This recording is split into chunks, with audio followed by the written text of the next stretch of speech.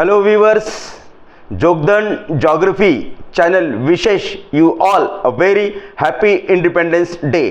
हर साल पूरा हिंदुस्तान 15 अगस्त को अपने आज़ादी का जश्न मनाता है, लेकिन क्या आप जानते हैं हम हर साल 15 अगस्त को ही अपने आज़ादी का जश्न क्यों मनाते हैं? अगर आप जानते हैं तो ये बहुत बड़ी और अच्छी बात है, लेकिन अगर आप ये नहीं जानते कि क्यों हम 15 अगस्त को ही अपने आज़ादी का जश्न मनाते हैं, तो चलो जानते हैं अपने आज़ादी की कहानी जोगदंड ज्योग्राफी के ज़बानी।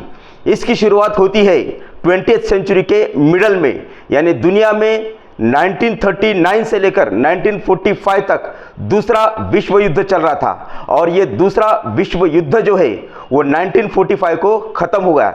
लेकिन इसके पीछे एक कहानी है, यानी जापान लास्ट तक सरेंडर नहीं करता है, यानी जापान अमेरिका के सामने और इंग्लैंड के सामने सरेंडर नहीं करता है, लेकिन मजबूरन अमेरिका को जापान के ऊपर 2 एटॉमिक बॉम्ब डालने पड़ते हैं। पहला 6 अगस्त 1945 को डाला गया, और फिर भी जापान ने अमेरिका के सामने सरेंडर नहीं किया।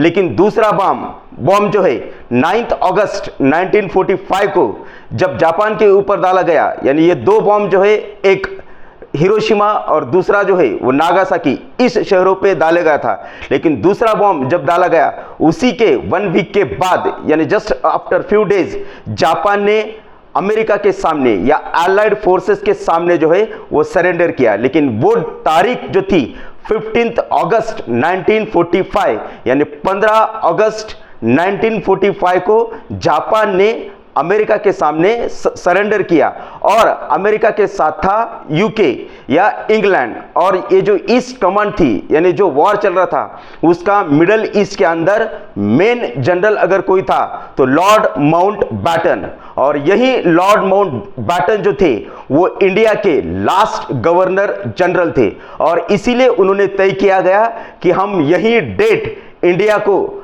आज़ादी के लिए डिक्लेयर करेंगे, और इस तरह जो है 15 अगस्त ये तारीख तय हुई। Thank you.